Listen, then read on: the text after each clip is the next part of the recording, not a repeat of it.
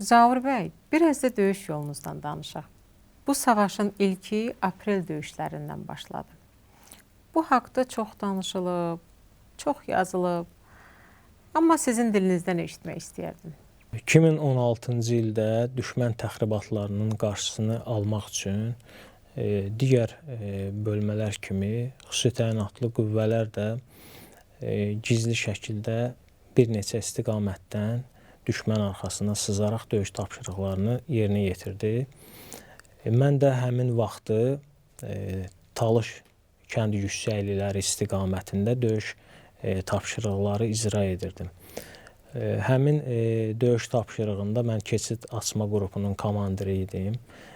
Biz minalanmış ərazidən keçidi açmalıydıq və həmin keçidin bağlanmaması üçün həmin istiqaməti açıq saxlamaq lazım idi və biz bu tapşırığı yerinə yetirirdik. Mən özümlə 2 nəfər götürüb düşmənin bir postuna 150 metrlik məsafədə yerləşdim və digər 3 nəfəri də düşmənin sağ postu istiqamətində göndərdim. Biz hər 2 postun mərkəzindən keçən bu keçidin açıq qalmasını təmin etməli idi. Digər qruplar isə həmin keçiddən keçərək Talışkənd üzərindəki hakim yüksəkliklərə doğru irəlilədilər. Bizim briqada komandirimiz, bizim briqadanın qərargah rəisi, bizim tabur komandirlərimiz orada şəhid oldular. Bizim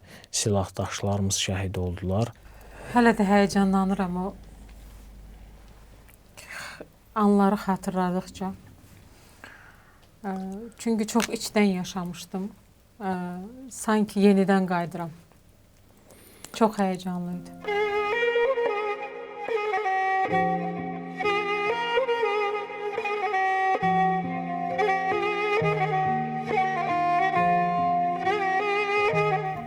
İnanın ki, biz də sizinlə bərabər yaşamışıq bunları.